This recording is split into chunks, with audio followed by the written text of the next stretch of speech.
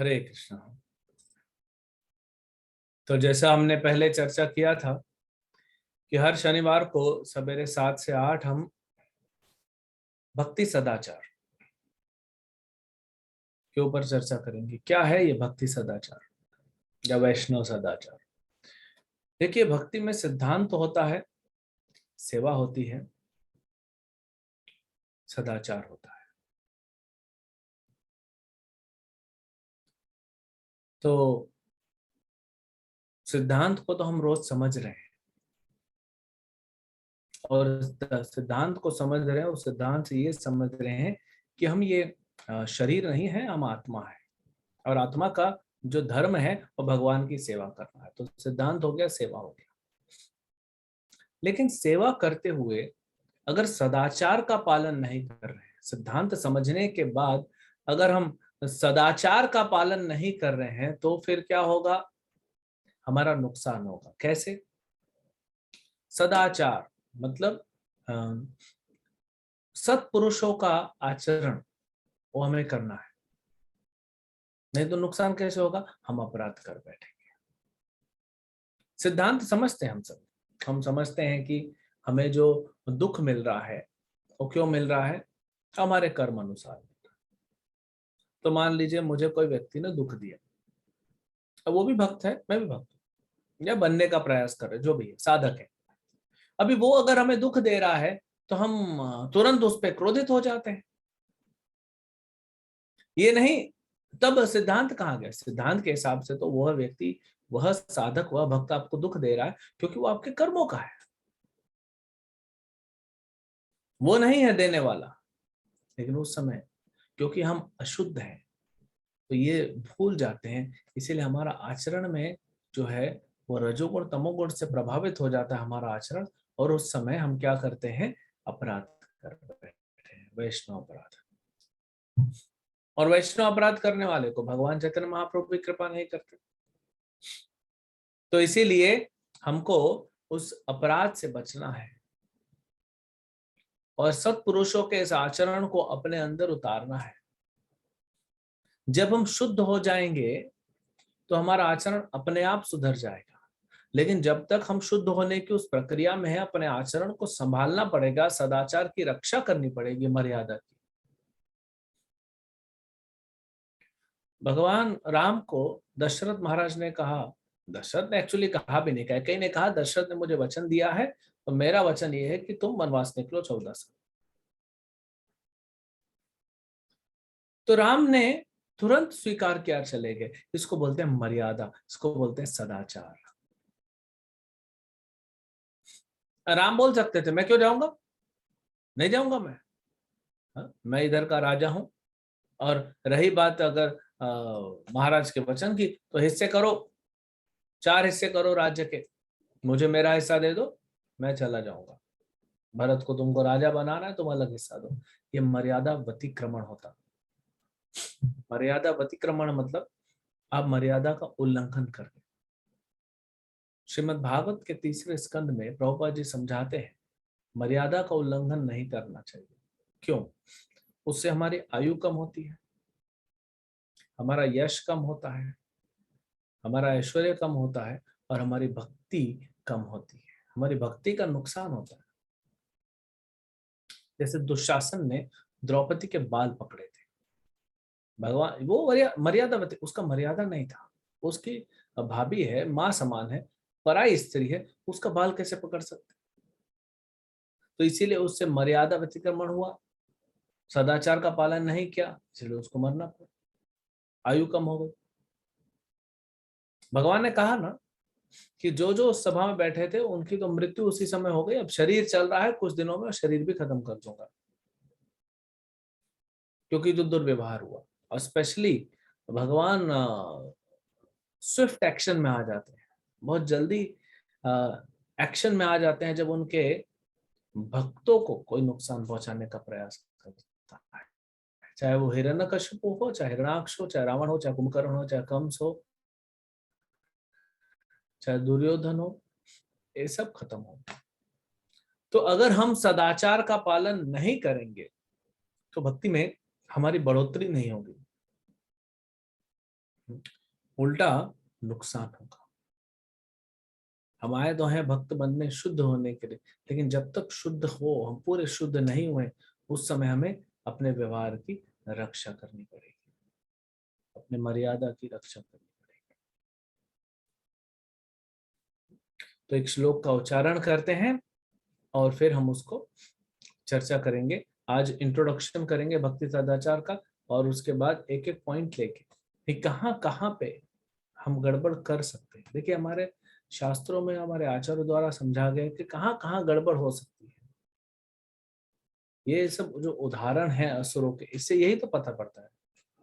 आपको पहले से बताया जा रहा है, जैसे एक स्टूडेंट है, वो इंटरव्यू देने जा रहा है, उसका आज प्लेसमेंट है, तो आप क्या बताते हो, उसको समझाते हो। वो भी सीनियर से पूछता है ये क्या क्या प्रश्न पूछेंगे, कैसे पूछेंगे, क्या होगा क्या नहीं होगा, तो उसको एक एक स्टेप पहले से ही हम बता देते हैं। तो ऐसे ही हमारे आचार्यों ने हमको बताया है कि भाई ऐसा मत करो, ये अपराध है, ये मत करो, ये सदाचार नहीं है, ये मर्यादा का उल्लंघन मत करो। जैसे कई लोग प्रॉपर्टी खरीदते हैं और उस पर अभी घर नहीं बनाया, सिर्फ फेंस करके रख दिया। ट्रेसपासर्स विल बी परसिक्यूटेड। जो उल्लंघन करेगा, इस बाउंड्री के अंदर आएगा, उसको दंड दिया जाएगा। यहाँ तो फिर भी ठीक है, आप किसी के घर में घुस जाते हो तो कौन है भाई, क्यों आया, चलो बाहर चलो।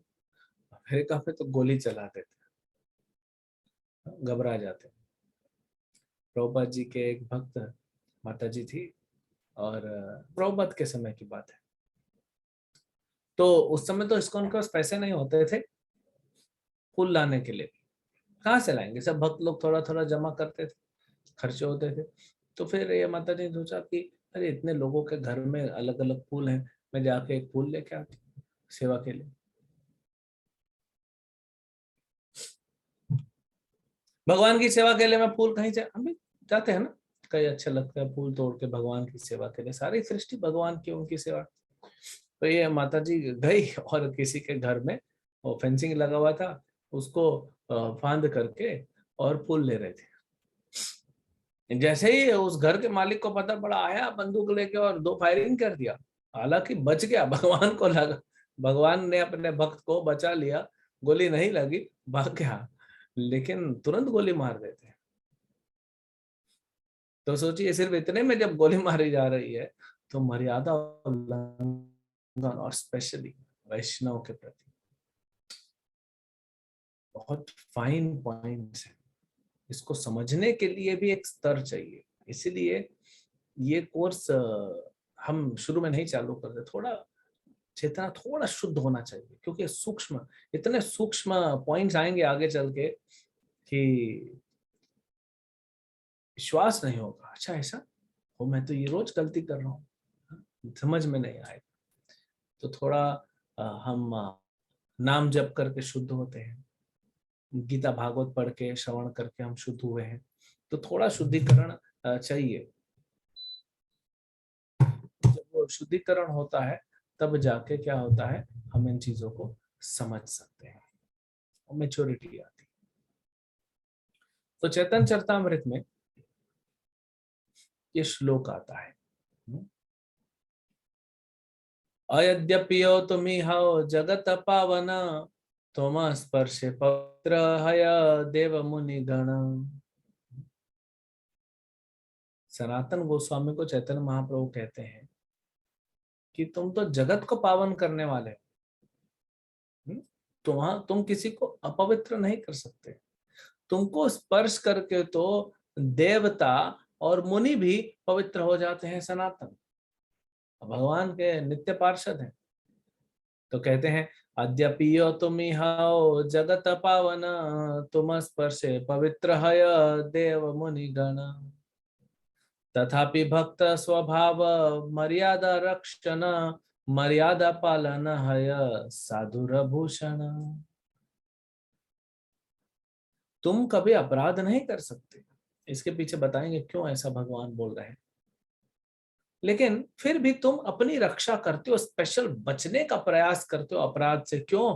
तथापि भक्त स्वभाव मर्यादा रक्षण, क्योंकि भक्त का स्वभाव है मर्यादा की रक्षा करना।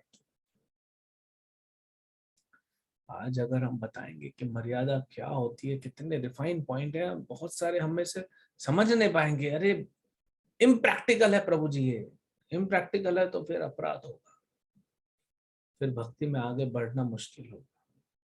बाहर से भले ही देखे कि आप अच्छे से जप कर रहे हैं, अच्छे से श्रवण कीर्तन कर रहे हैं, बड़ा बड़ा प्रचार कर रहे हैं, लेकिन अगर ये फाइन पॉइंट्स नहीं है तो कहीं ना कहीं भजन में ये डिस्टरबेंस लाता है।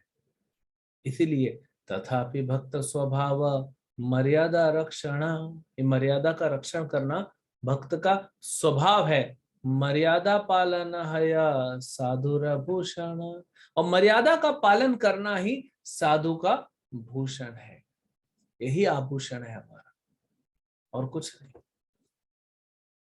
तो इसीलिए हमें मर्यादा को समझना पड़ेगा और उसको पालन करना पड़ेगा, क्योंकि नहीं करेंगे तो फिर भक्ति में आगे नहीं बढ़ेंगे। हम में से कोई नहीं चाहता कि हम भगवान के क्रोध का सामना करें। क्यों हम भगवान को क्रोधित करें? कि मेरा शरीर है तो सारे अंग मेरे शरीर के मेरे हैं। अब कोई व्यक्ति आके मान लीजिए ये उंगली को कष्ट देने का प्रयास करता है, इसमें सुई डाल दिया, तो फिर मैं तो पूरे अपने फोर्स के साथ उस पर टूट पड़ूंगा, ऐसे कैसे कर दिया। तो भगवान के जो भक्त होते हैं वे भगवान का ही अंश है, सारे जीवात्मा भगवान का अंश है। स्पेशली भगवान के जो भक्त हैं, जो भजन भक्ति में लगे हुए हैं, वो तो भगवान को प्रिय हैं, तो उनको कष्ट देना मतलब भगवान को कष्ट देना। तो धीरे धीरे धीरे हम क्या करेंगे, उन रिफाइन कॉन्सेप्ट्स को, बड़े सूक्ष्म तथ्यों को समझेंगे। तो यहाँ पे कह रहे हैं कि साधु मर्यादा पालन साधुर आभूषण, यही साधु का आभूषण है, मर्यादा का पालन करना। तो हुआ क्या था, भगवान चैतन्य महाप्रभु रह रहे थे जगन्नाथपुरी में, भ्रमण करके आ गए थे, दक्षिण भारत का भी उत्तर भारत का भी। अब यहाँ पे रह रहे हैं और सारे भक्त मिलने आते हैं महाप्रभु से। तो सनातन गोस्वामी भी आए। तो सनातन गोस्वामी जब वृंदावन से आ रहे थे तो झारखंड, जिसको झरीखंडा कहते हैं शास्त्रों में, चैतन्य चरितमृत में झरीखंडा शब्द यूज हुआ है, वो झरीखंडा के जंगलों से आ रहे थे, जहाँ पे चैतन्य महाप्रभु ने वो पशुओं को नचाया था। वो स्थान तो आज भी है, आप जाके देख सकते हैं। घने घने जंगल हैं, बिजली भी अभी तक वहां पे आई नहीं, वहां महाप्रभु जहाँ नाचे थे और सारे पशुओं को नचाया था। तो उसी एरिया के आसपास से आ रहे थे सनातन गोस्वामी। कहीं पे कुछ दूषित पानी रहा होगा, वाटर पॉल्यूशन तो था, उन्होंने पी लिया था, उसके कारण उनको इन्फेक्शन हो गया था। उनके सारे शरीर से पस निकलता था, पूरे शरीर से पस पस पस पस निकलता रहता था हमेशा। कितना गंदा लगता है, अब कितना पूछेंगे, कंटिन्यूअस पस निकल रहा है।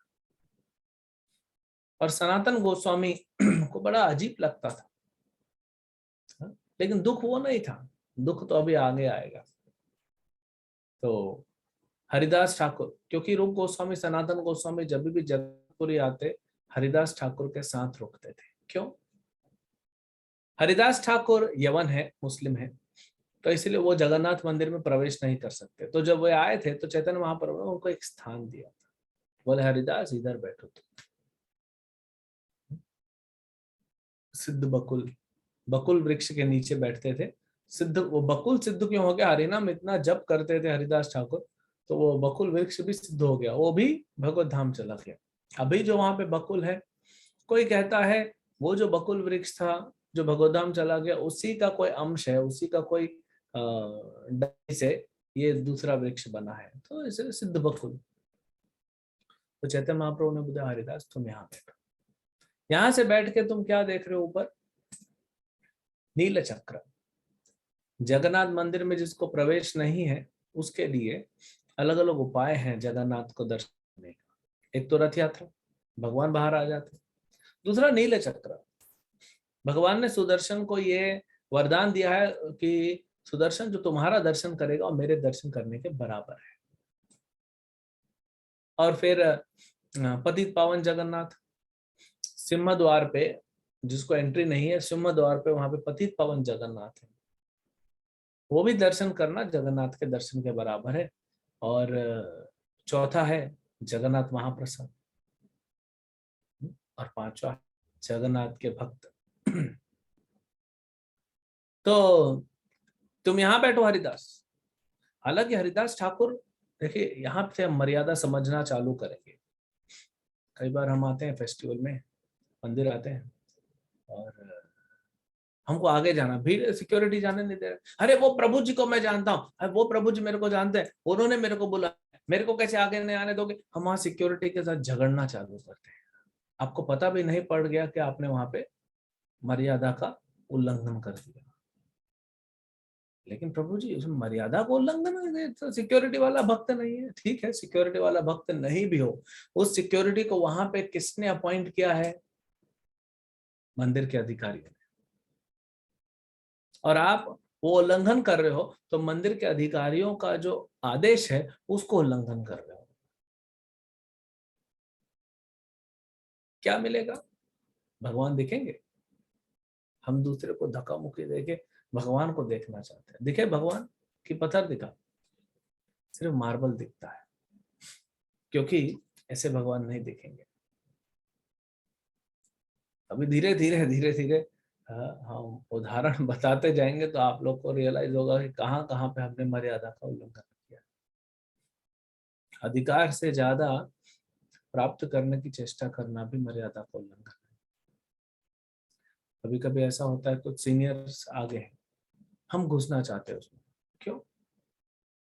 कई बार ऐसा होता है कि कोई वरिष्ठ भक्त है, वो जैसा कर रहा है उसका फैसिलिटी अलग होता है। मान लीजिए यात्रा में जाते कोई वरिष्ठ भक्त होते हैं, उनका फैसिलिटी अलग होता है। अगर हमारे मन में आता नहीं हमको भी ऐसा चाहिए, वो ईर्ष्या के कारण है, और ईर्ष्या के कारण ही हम अपराध कर बैठते हैं। तो हरिदास ठाकुर जब आए थे, क्योंकि मुसलमानों को प्रवेश नहीं जगन्नाथ मंदिर में, हरिदास ठाकुर जानते थे, तो उन्होंने चैतन्य महाप्रभु से कहा मुझे कोई स्थान दे दीजिए आसपास। हरिदास ठाकुर अगर एक बार कहते कि प्रभु मुझे अंदर ले चलो, अगर वे चैतन्य महाप्रभु को कहते कि प्रभु मुझे अंदर ले चलिए जगन्नाथ में, तो महाप्रभु ले जाते। हरिदास का बात को टाल नहीं सकते, सारे नियम तोड़ के ले जाते, लेकिन ले जाते। लेकिन हरिदास ठाकुर नहीं चाहते थे। यही है मर्यादा पालन, जो है मर्यादा पालन साधु का भूषण है। कैसे हरिदास ठाकुर ने पालन किया? नहीं, ठीक है, जो नियम है वो नियम है। चैतन्य महाप्रभु बड़े प्रसन्न होते हैं इन तीनों से, रूप गोस्वामी, सनातन गोस्वामी, हरिदास ठाकुर की, तुम लोग चीजों को डिस्टर्ब नहीं करते। लेकिन प्रभु जी मंदिर के अधिकारी गलत भी हो सकते हैं, लेकिन जो उन्होंने निर्णय लिया उसको पालन करना, सिचुएशन को, वहां की परिस्थिति को डिस्टर्ब न करना, ये मर्यादा है। इससे भगवान प्रसन्न होते हैं। आप सोचिए अगर आपको पूरी यात्रा के लिए ले जाया जाए, अभी हम लोग जा रहे हैं पूरी यात्रा अगले महीने, और आपको पूरी यात्रा ले जाए और जगन्नाथ का दर्शन ही न कराए, अंदर लेके ही न जाए, बाकी कुछ कुछ कुछ कुछ घुमाएंगे लेकिन जगन्नाथ को नहीं दिखाए। आप बोले कि प्रभु जी यात्रा खत्म हो गया, हम मायापुर आ गए, तो जगन्नाथ कहाँ पे थे? बोले वो मंदिर देखा ना, उसके ऊपर चक्र था। अच्छा यही जगन्नाथ है? नहीं नहीं, वो जगन्नाथ का फोटो देखा, वो तो दर्शन ही नहीं करा आपने। फिर नहीं नहीं, आप यहाँ लेके नहीं जाते हो, आप वहां लेके नहीं जाते हो, आप ये नहीं करते हो, वो नहीं करते हो। यहाँ पे हरिदास ठाकुर जो ब्रह्मा जी हैं, जिन्होंने जगन्नाथ जी की स्थापना की थी, ब्रह्मा जी नहीं तो ये जगन्नाथ जो 15 करोड़ 34 लाख साल पहले जगन्नाथ जी का मंदिर बनाया था, जगन्नाथ की स्थापना की थी, ब्रह्मा जी ने की थी। वही ब्रह्मा हरिदास ठाकुर के रूप में आते हैं, भगवान के शुद्ध भक्त हैं, भगवान के पार्षद हैं, नामाचार्य हैं, अंदर नहीं जा रहे। यह है मर्यादा। मर्यादा वही व्यक्ति पालन कर सकता है जो नम्र है। सदाचार वही व्यक्ति पालन कर सकता है जो नम्र है। हम सदाचार क्यों भंग करते हैं, क्यों पालन नहीं करते? अहंकार के कारण। तो जब जब हम बोलते हैं कि ये नियम बना हुआ है सिस्टम अधिक, और हम उसको तोड़ते हैं या इधर उधर करके अंदर जाने का प्रयास करते हैं, मतलब वो अहंकार है कि हम भी कुछ है भाई। हमको क्या छोटा मोटा भक्त समझो, हम बड़े भक्त हैं। तो अहंकार के कारण मर्यादा का उल्लंघन होता है। हरिदास ठाकुर नम्र है, वही कहते तो महाप्रभु ले जाते, लेकिन वो नहीं कहते। महाप्रभु उनसे इतने प्रसन्न हुए कि वे वहां रह रहे, अंदर नहीं आ रहे क्योंकि डिस्टर्ब नहीं कर रहे। वही जगन्नाथ, वही जगन्नाथ जो अंदर विराजमान है, रोज दर्शन लेते थे चैतन्य महाप्रभु। चैतन्य महाप्रभु वही जगन्नाथ है। जय कृष्ण से गौर से जगन्नाथ, जो कृष्ण है वही गौरांग महाप्रभु है, वही जगन्नाथ है। तो वही जगन्नाथ दर्शन ले रहे हैं अपना, चैतन्य महाप्रभु अपना दर्शन ले रहे, और दर्शन लेने के बाद वे प्रसाद लेते थे महाप्रसाद, और महाप्रसाद लेके रोज नियम से हरिदास ठाकुर के पास आते थे और उनको प्रसाद देते। सोचिए, वो भगवान का दर्शन करने नहीं जा रहे हैं, मर्यादा का पालन कर रहे हैं, लेकिन भगवान स्वयं आ रहे हैं उनसे दर्शन कर। तो ये हरिदास ठाकुर का स्थान है सिद्ध बकुल, और वहीं पे जब भी रूप गोस्वामी सनातन गोस्वामी महाप्रभु से मिलने आते थे, यही रुकते थे। क्यों? ये तो सारस्वत ब्राह्मण परिवार के हैं, इनको क्यों नहीं अंदर जाने दिया जाता? क्योंकि रूप गोस्वामी सनातन गोस्वामी ने नवाब हुसैन शाह जो मुसलमान थे, उनका उनके यहाँ नौकरी किया। नौकरी करने से बाकी सारे ब्राह्मणों ने बहिष्कार कर दिया, इसलिए ये भी ब्राह्मण नहीं माने जाते थे। तो एक बार भी रूप गोस्वामी सनातन गोस्वामी नहीं कहे चैतन्य महाप्रभु को कि हमको दर्शन कराओ, वही भाव है। अरे हम कौन है दर्शन करने वाले? और इधर हमको लगता है हम धक्का देते हैं, प्रभु हटो, माता जी हटो, मेरे को दर्शन लेना है। क्या दर्शन लेंगे हम? अरे भगवान हमारा दर्शन लेते हैं, हम थोड़ी दर्शन लेते हैं। आप भजन करो, सेवा करो, भगवान आपको देखने आएंगे। श्री भक्ति सिद्धांत ठाकुर कहते हैं, भगवान को देखने का प्रयास मत करो, ऐसा सेवा ऐसा भजन करो कि भगवान देखने के लिए आ जाएं उस भक्त को। बहुत छोटा छोटा चीजें अभी आएंगी, कहाँ कहाँ कैसे कैसे मर्यादा उल्लंघन होता है, अपराध होता है अपराध होता है उससे, और इसीलिए तो हमारा नाम में रुचि नहीं पड़ता है। तो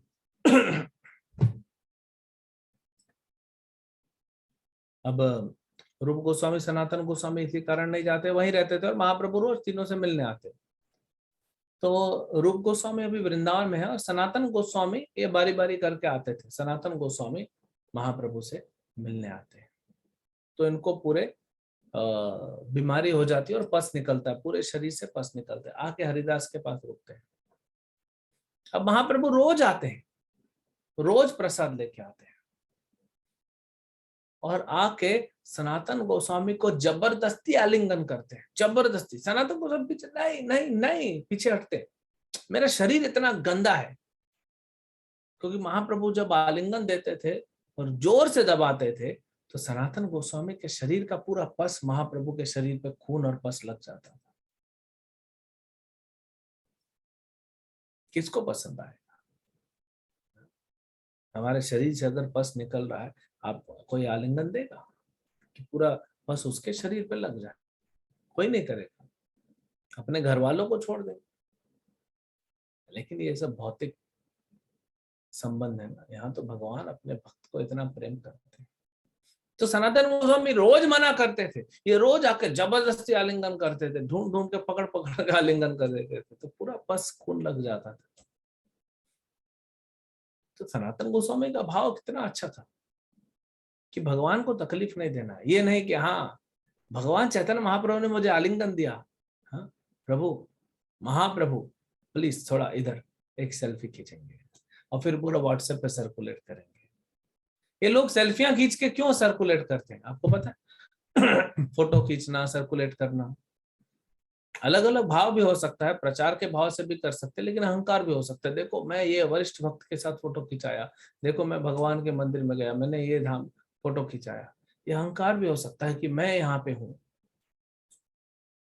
ये मैं अगर है तो अहंकार है, मैं नहीं है ठीक है। मैं भगवान के दर्शन का फोटो सबको भेज रहा हूँ, ताकि सभी लोग भगवान का दर्शन ले सके और शुद्ध हो सके, ये भाव ठीक है। तो सनातन गोस्वामी परेशान हो गए। तो उनके मन में विचार कि अभी रथ यात्रा आएगी, जगन्नाथ जी का दर्शन करके जगन्नाथ की रथ के नीचे मैं लेट जाऊंगा और रथ मेरे ऊपर चढ़ जाएगा, आत्महत्या कर लूंगा। हरिदास ठाकुर से बात किए तो ऐसा मन में विचार था। अभी हरिदास को भी बताया नहीं थे, अभी मन में विचार था। चैतन्य महाप्रभु अंतर्यामी, उनको पता पड़ गया ऐसे आते एक बार, और चैतन्य महाप्रभु हरिदास ठाकुर को कहते हैं, हरिदास तुम अगर किसी दूसरे व्यक्ति की वस्तु को उठा लो तो ये सही भाव है क्या? हरिदास बोलते हैं, नहीं प्रभु, दूसरे की हम वस्तु को उठाएंगे कैसे, हम चोर कहलाएंगे। हाँ, तो समझाओ सनातन को। तो सनातन कैसे चोर हुआ? सनातन आत्महत्या करना चाहता है, अपने शरीर को खत्म करना चाहता है। तो ठीक है, उसका शरीर है। महाप्रभु बोलते कैसे शरीर है? इसने दीक्षा ग्रहण की, इसने मुझे गुरु बनाया है। दीक्षा के समय भक्त जो होता है अपना शरीर गुरु को दे देता है। अब सनातन, ये शरीर तुम्हारा नहीं है, ये मेरा है, तुम्हें इसे खत्म करने का अधिकार नहीं है। छोड़ दो ये अपने मन से बात निकाल दो। बहुत लज्जित होते हैं कि महाप्रभु को पता पड़ा, अच्छा नहीं लगा। चैतन्य महाप्रभु कहते हैं, सनातन मेरी माँ ने तो मुझे बांध दिया है कि जगन्नाथपुरी में रहो, लेकिन मेरा जो मन कहाँ पे है? वृंदावन में है। वृंदावन में मुझे बहुत कुछ करना है, मंदिर बनाने, लीला स्थलियां निकालनी है, अलग अलग ग्रंथ लिखने। मैं तो यहाँ पे हूं ना, क्योंकि मेरी माँ ने मुझे बोला है। लेकिन तुम मेरा शरीर हो, और मैं तुम्हारे शरीर के द्वारा क्या करूंगा, ये जो कार्य कंप्लीट करूंगा, इसलिए ये भाव निकाल दो। फिर भी महाप्रभु ठीक नहीं कर रहे हैं सनातन गोस्वामी को। 1 साल वो बीमारी रही, फोड़े फुंसी चल रहे हैं 1 साल। ऐसा नहीं कि ठीक कर दे, नहीं कर रहे हैं। फिर एक दिन जबरदस्ती पकड़ते, आलिंगन देते और फिर सनातन का पूरा बीमारी खत्म हो जाता है। तो भगवान की लीला है, कोई जगह भगवान ऐसे कैसे कर रहे हैं? अब 1 साल से रोज भगवान आलिंगन दे रहे हैं, भगवान सनातन के शरीर का खून और पस अपने शरीर पे ले रहे हैं, लेकिन शुद्ध क्यों नहीं कर रहे हैं? बीमारी से ठीक क्यों नहीं कर रहे हैं? भगवान की इच्छा। तो भगवान क्या कर रहे हैं, नहीं कर रहे हैं, हम भगवान का कितना अपराध करते हैं। प्रभु जी भगवान ने ऐसा क्यों किया? चैलेंजिंग वे में जब पूछते हैं, भगवान ऐसा क्यों नहीं कर सकते? क्या जरूरत थी राम को अग्नि परीक्षा देने की? क्या जरूरत थी गर्भवती सीता को त्यागने की? क्या जरूरत थी? कृष्ण ने इतना बड़ा युद्ध करा दिया। तो भगवान पे अपराध, भक्तों पे अपराध, जीवों पे अपराध, गुरु पे अपराध, ऐसे अपराध ही अपराध है। हम धीरे धीरे बताएंगे आगे चल के कि अनर्थ क्या होता है, अपराध क्या होता है, पाप क्या होता है।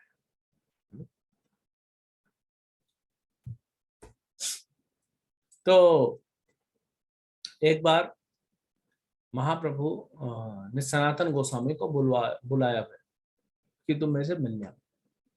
तो सनातन गोस्वामी, वो सिद्ध बकुल से उनको जाना था जहां महाप्रभु बुलाए थे।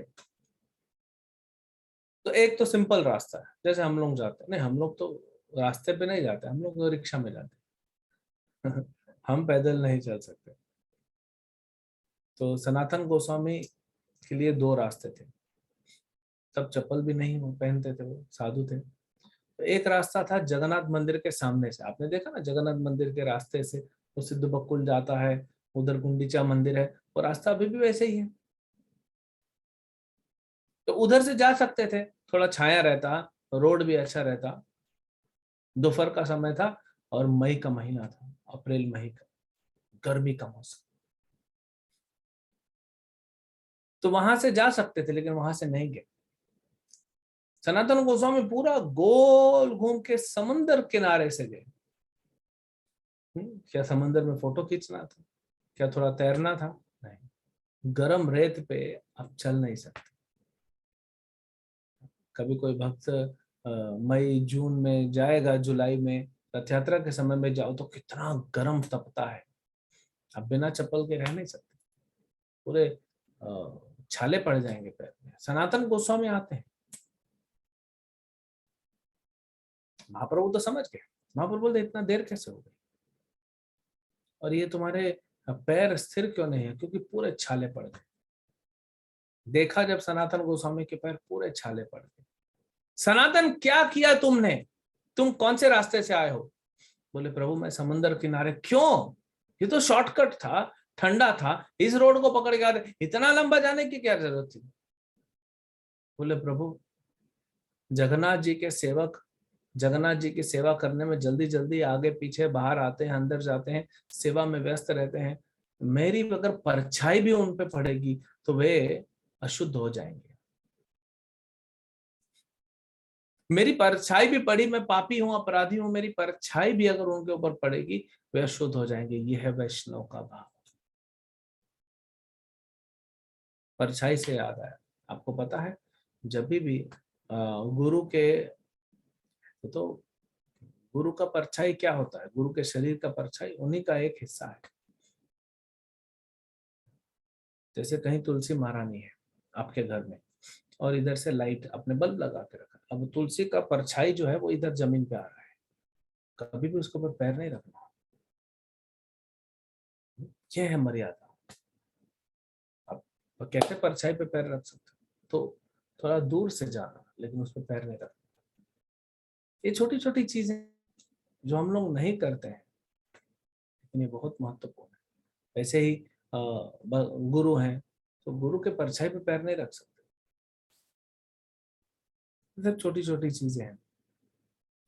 जैसे हमारे मंदिर में जप करते हैं सवेरे भक्त, तो फिर कुछ लाइट चलती है, प्रभुपाद जी के ऑल्टर पे लाइट जलती है, और वहां से लाइट जाती है, प्रभुपाद के दोनों तरफ तुलसी रखी रहती है, तो दोनों तुलसी महारानी जो पौधे हैं उनका परछाई जमीन पे आता है।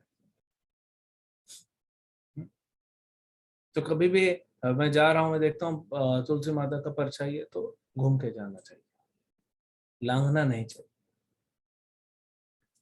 तो सनातन कहते हैं कि मेरा परछाई भी अगर पड़ेगा तो अशुद्ध हो जाएंगे वे। इसीलिए प्रभु मैं इधर से आया।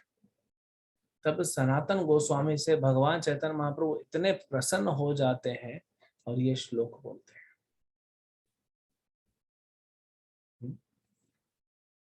यद्यपि यो तुम ही हो जगत पावन। तुम तो जगत को पावन करने वाले हो। पूरा जगत पावन हो जाएगा सनातन तुमसे। तुम स्पर्शे पवित्र हय देव मुनि गण। अरे देवता और मुनि गण भी तुम्हारा स्पर्श पाएंगे तो पवित्र हो जाएंगे। तुम बोलते हो तुम्हारा परछाई से अशुद्ध हो जाएगा, लेकिन मैं तुमसे प्रसन्न हूं। पहले तो बोलते हैं नहीं, तुम जो बोल रहे हो सही नहीं है, लेकिन बोलते हैं नहीं, तथापि भक्त स्वभाव मर्यादा रक्षण मर्यादा पालन हय साधुर भूषण।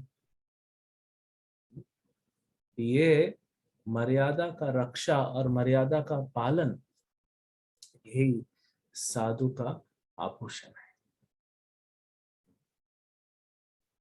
जैसे क्लास चलती होती है, हम चुप नहीं बैठते, ये मर्यादा का उल्लंघन है। व्यास आसन पे उधर गुरु परंपरा के प्रतिनिधि कोई भी बैठा हो, आपसे जूनियर भी होगा, वो व्यास पीठ पे बैठा है, व्यास गद्दी पे बैठा है, व्यास आसन पे बैठा हुआ है, और इधर बैठ के हम बात करते हैं, ध्यान नहीं देते क्लास में। ये मर्यादा उल्लंघन है, ये अपराध लग रहा, हमको पता भी नहीं पड़ रहा। कुछ लोग क्लास में बैठ के जप कर रहे हैं, तो हरिनाम अपराध भी हो गया, भागवत अपराध भी हो गया, दोनों अपराध एक साथ कर दिए। आपको जप करना है, चले जाओ। गुरु का वचन को न पालन करना, प्रभुपाद जी ने जो कहा है, जो सिस्टम बना है उसको नहीं पालन करना, ये सब अपराध का कारण है। ये सब मर्यादा उल्लंघन हो रही है। फिर हम काहे के भक्त हैं? तो क्लास में हमको शांत रहना चाहिए। सुनना चाहिए। ये बड़ा तकलीफ। वैष्णव को प्रणाम करना चाहिए जब उनको मिले तो। वैष्णव को जब मिलते हैं तो प्रणाम करना चाहिए। श्रील भक्तिनाथ ठाकुर कहते हैं वैष्णव को अगर देखो या मिलो तो उत्साह से भर जाना चाहिए, जैसे मयूर, मोर जो होता है जब बादलों को देखता है। अगर नहीं करते हैं तो, अगर हम ये नहीं करते हैं तो क्या होता है, हमसे अपराध होता है। जरूरी नहीं किसी भक्त को मारना या किसी भक्त की निंदा करना, किसी भक्त के बारे में गलत बोलना, ये तो है, लेकिन भक्त को देख के प्रसन्न नहीं होना, खुश नहीं होना, यह अपराध है। तो भगवान का भक्त है, भगवान का प्रतिनिधि है, भगवान को अपने हृदय में लेके चल रहा है, आप कैसे उसको देख के प्रसन्न नहीं हो सकते। भक्तों के पीठ पीछे बात करना, ये सबसे घोर अपराध होता है, वैष्णव अपराध सारे अपराधों में। तो इसलिए हमारा क्या हो रहा है, भक्ति आगे नहीं बढ़ रही। हमारी भक्ति आगे बढ़े नहीं चाहिए, हम मर्यादा का पालन करना चाहिए, मर्यादा का रक्षा करना चाहिए।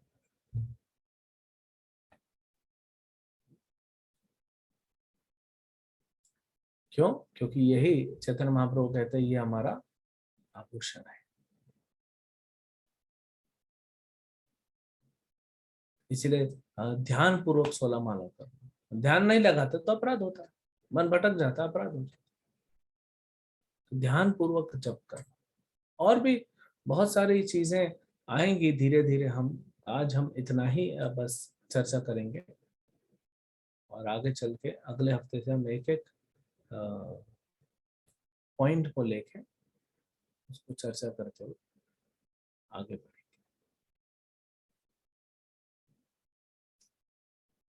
घबराने की बात नहीं है, इतना भी डर नहीं जाना चाहिए। अपराध से डरना चाहिए, लेकिन इतना भी नहीं डरना चाहिए। जैसे एग्जाम आता है तो बच्चे को थोड़ा डर तो होना चाहिए। और बिल्कुल नहीं डर रहा, मेरे को क्या फर्क पड़ रहा है, बिल्कुल नहीं डरना मतलब वो मूड नहीं बनेगा एग्जाम देने का।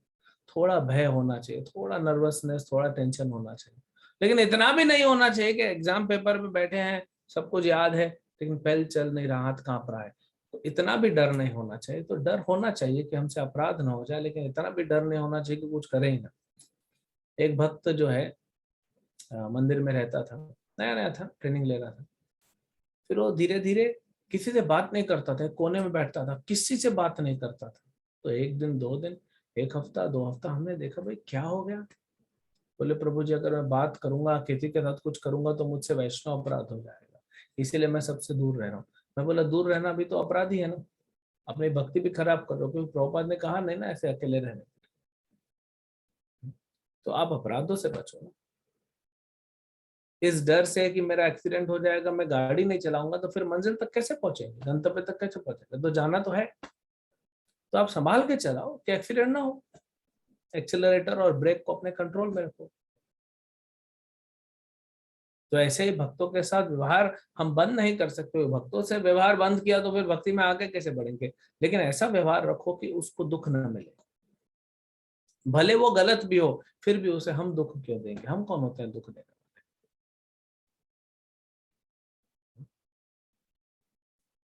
प्रभुपाद जी ने एक बार प्रभु जगोपाल कृष्ण गोस्वामी महाराज से कहा कि ये बहुत पुरानी बात है, 1969 69 की बात।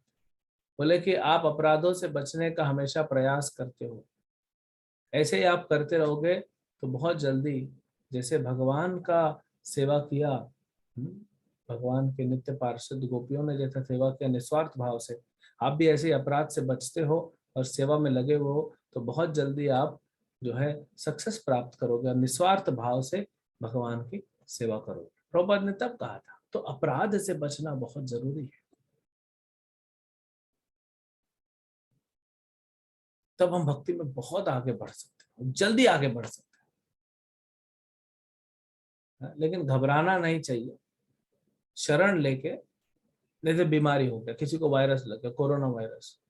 बॉम्बे में एक पति पत्नी है, जवान, वो 27 28 साल का पति होगा, 24 25 साल की पत्नी होगी, सुसाइड कर लिया। क्यों सुसाइड किया? उनको एक बार कोरोना हुआ फर्स्ट वेव में, फिर ठीक किया, फिर सेकेंड वेव में फिर कोरोना हो गया, तो बोले बार बार कोरोना हो रहा है, सुसाइड कर लिया। मूर्खता है। अरे बीमारी को ठीक करो ना, शरीर को खत्म करोगे। हो सकता है ये दोनों का कहीं पैदाइश हुआ हो, किसी माँ के गर्भ में पैदा हुए हो और माँ को कोरोना हो, पैदा होता ही जन्म बच्चे को कोरोना, तो उससे भाग क्यों रहे हो? अब मृत्यु आनी तो अपने आप आनी, आप क्यों अपना शरीर खत्म कर रहे हो? तो भगवत गीता भागवत के निर्देश को नहीं पालन करना, ये भी मर्यादा उल्लंघन है, भगवान के आदेश को पालन है।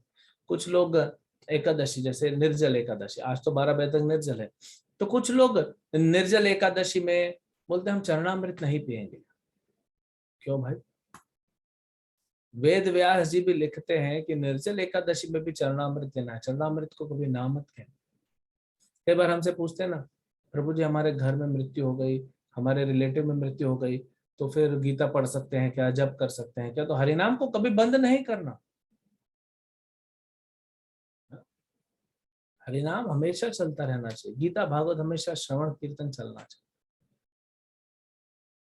तो चीजों को हम समझें अच्छे से, हम शास्त्र पढ़ें, लेक्चर सुने, गुरु के निर्देश अनुसार चलें, चीजों को समझें, तो फिर हमको पता पड़ेगा कि हमको कार्य तो करना है। जैसे माताएं हैं, आप सब प्रसाद बनाते हैं, खाना बनाते हैं, चपाती बनाते हैं, तो चपाती को तवे पे, हाँ, हम लोग तो चिमटे से घुमा देते हैं, बहुत सारे आप तो हाथ से घुमा देते हैं, लेकिन जल सकता है ना, लेकिन नहीं जलता।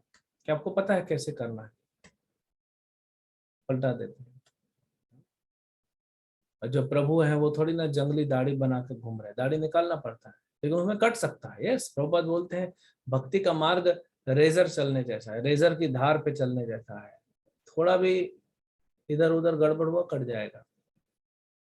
तो आखिर दाढ़ी बनाते हुए कट सकता है, लेकिन इसका मतलब ये नहीं कि दाढ़ी बनाना छोड़ दें।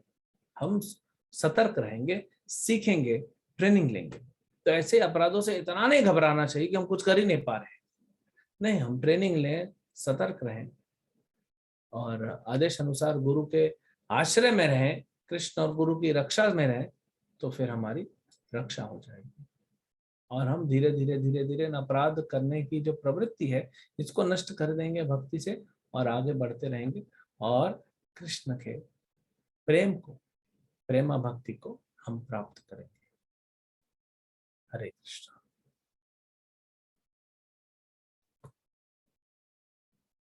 ठीक है, प्रश्न है क्या ब्रजेश प्रभु आपका? क्या आपने ऐसे ही हाथ उठा दिया?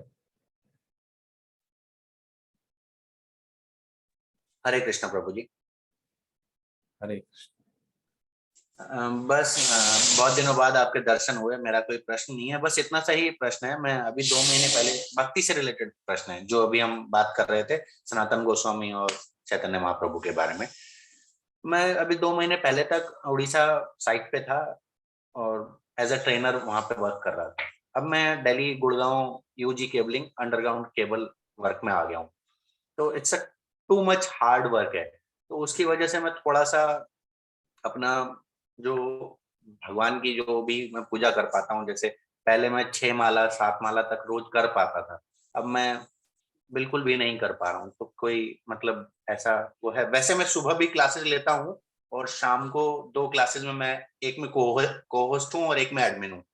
आपके वाले ग्रुप में नहीं हूँ, लेकिन जो अलग मंगलुरु है उसमें हूँ। तो थोड़ा सा आप निर्देश देंगे कि मैं थोड़ी और आगे और कैसे बढ़ सकता हूँ? तो प्रभु जी आप 3-3 क्लास कर रहे हैं, एक क्लास कटिंग कीजिए लेकिन जब कीजिए। वो बात कहते हैं सारे इंस्ट्रक्शन में सबसे इम्पोर्टेंट है जप करना। जी। तो भले आप होस्ट को होस्ट बन जा रहे हैं, प्रचार कर रहे हैं, लेकिन अपना जप नहीं कर रहे, तो फिर किस चीज का होस्ट है आप?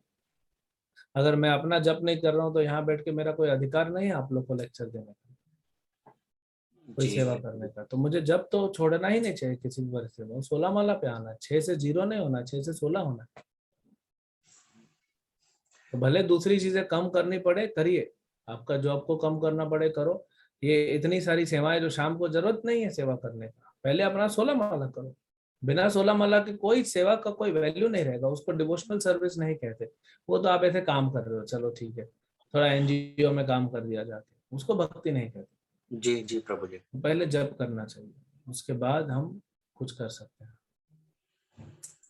मैं आपका पॉइंट समझ गया Prabhu ji. I should try. Yes. धन्यवाद ठीक है, तो धन्यवाद। अभी हम यहाँ पे रोकते हैं, इतने सारे प्रश्न हैं। ठीक है, चलिए पूछिए, एक आध डिवोटी पूछे, कौन पूछेगा? विनोद सिंह प्रभु पूछिए। हरे कृष्ण प्रभु। प्रभु जी चैतन्य चरितमृत का बुक लेना पड़े ना पढ़ने के लिए, उसको एक पूरा हाँ, सेट। अभी मत, अभी लेना है तो अभी भी ले सकते हैं, नहीं तो आप अभी तो भागवतम और गीता ले सकते हैं। आपको चाहिए तो बता दीजिएगा। ठीक है प्रभु जी। चैतन्य महाप्रभु के बारे में भगवद गीता में तत्व के बारे में है, भागवतम में भगवान और भक्त की लीलाएं कैसी होती हैं, भागवतम में भगवान और भक्त का कैसे संबंध होता है, और चैतन्य चरितमृत में भगवान भक्त के रूप में आए तो एक भक्त का दूसरे भक्त के साथ कैसा स्वभाव होना चाहिए, ये सीखने को मिलता है। इसलिए चैतन्य चरितमृत बहुत जरूरी है हमारे लिए पढ़ना। ठीक है, यहाँ पे रोकते हैं और कल हम मिलेंगे सवेरे से। हरे कृष्ण। श्रील प्रभुपाद की जय।